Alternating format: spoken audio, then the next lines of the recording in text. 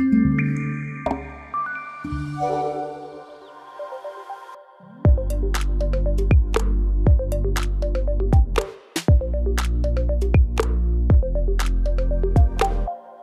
je vais vous présenter l'évolution de la responsabilité de l'entrepreneur individuel à l'entreprise. Donc, les évolutions récentes concernant la réforme de l'entrepreneur individuel amènent à se poser un certain nombre de questions concernant l'évolution de la responsabilité d'un point de vue juridique et donc ses conséquences sur la société. Donc, tout d'abord, je vais repartir sur deux théories. Donc, la théorie subjectiviste, donc cette théorie à l'origine qui était le sujet juridique en premier plan.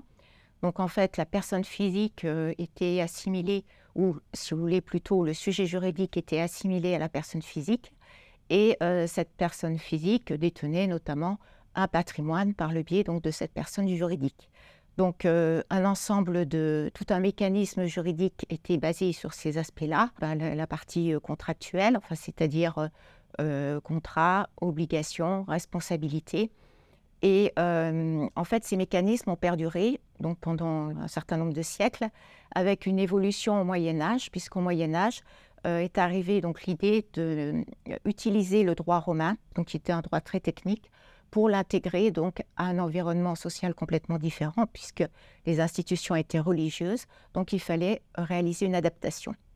Donc cette adaptation donc, du droit romain donc, au droit donc, du Moyen-Âge médiéval a provoqué donc une modification importante puisque le sujet juridique est devenu aussi un objet, c'est-à-dire la communauté, c'est-à-dire l'institution qui pouvait donc être sujet juridique et donc avoir des capacités pour son fonctionnement. Donc ça a permis des évolutions de droit que l'on connaît puisqu'en fait ça a influencé notamment le droit des sociétés, les sociétés personnes morales. Mais suite à ça, donc suite notamment au XVIIIe siècle, avec l'arrivée des sciences, avec le XIXe siècle et l'industrialisation, une évolution de la pensée philosophique a généré donc une approche complètement différente. Donc cette approche a porté plutôt sur le fait d'assimiler finalement le fonctionnement humain à un fonctionnement plus scientifique. Donc par rapport à ces éléments-là, donc la pensée juridique a évolué et donc on appelle cette théorie objectiviste et donc a induit notamment un représentant, donc un de ses représentants les plus connus donc, et surtout les plus emblématiques, puisqu'il a poussé cette théorie à l'extrême, c'est Hans Kelsen, donc un Allemand, qui au XXe siècle a identifié donc, une évolution du fonctionnement du droit qui était plus un droit de normes, c'est-à-dire qu'en fait l'État produisait des normes. Les normes en fait devaient s'appliquer, donc nécessitaient de respecter ces normes. Donc les normes en fait généraient des normes et aussi correspondaient à l'État. Donc il y avait une forme d'auto-fonctionnement à partir de ces normes et ça a induit donc des fonctionnements complètement différents au niveau juridique.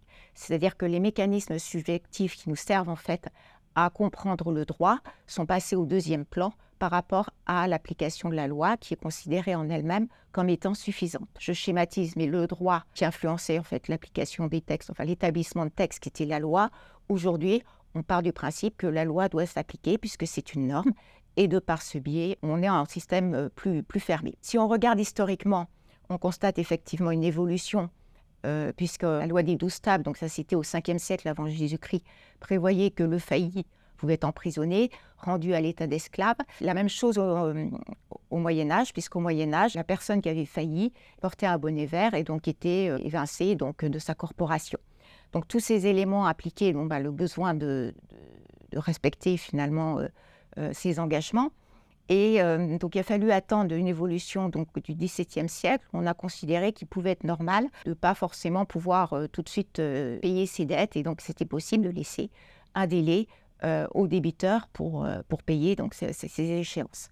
On a attendu le XIXe siècle, et notamment la fin du XIXe siècle, qui, en raison de l'industrialisation, a produit donc, beaucoup de faillites d'artisans.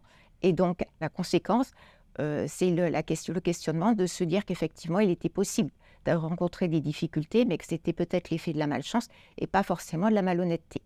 Donc tout le XXe siècle a rencontré, notamment à partir de 1960, enfin, après 1960, donc c'est l'époque justement de Hans Kelsen, une évolution où on est passé donc de l'intérêt qu'on portait donc au débiteur qui devait payer absolument donc ses dettes à un intérêt pour l'entreprise.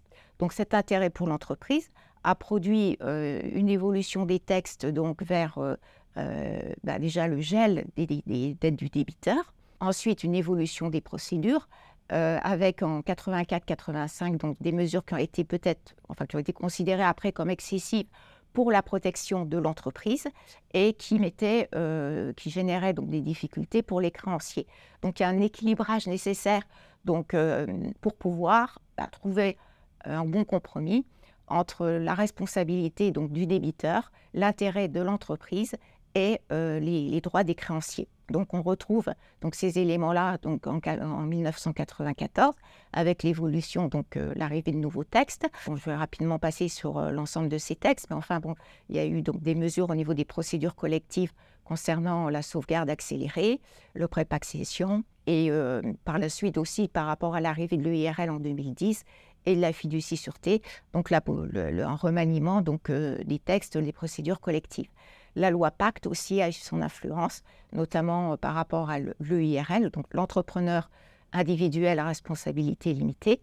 Et puis, on est même arrivé sur 2019-2021 avec les classes de parties affectées, donc qui étaient là aussi donc, des nouveaux textes qui étaient influencés par le droit américain pour pouvoir donner des autres possibilités juridiques aux entreprises afin de se sortir de leurs difficultés. Ces aspects, on les retrouve donc en droit des sociétés.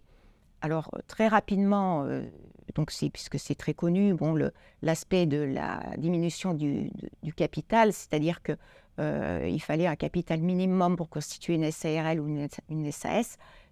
À l'heure actuelle, c'est plus nécessaire, 1 euro suffit. Et un deuxième élément aussi, c'est le fait de pouvoir constituer des sociétés unipersonnelles, donc la SARLU et la SASU. On retrouve aussi donc, des éléments similaires au niveau de la protection de l'entrepreneur individuel, donc qui sont notamment la loi Macron qui protège le patrimoine personnel, enfin le patrimoine, tout au moins l'habitation principale de l'entrepreneur individuel, ou encore l'ensemble de son immobilier à partir du moment où il utilisait la loi Dutreil.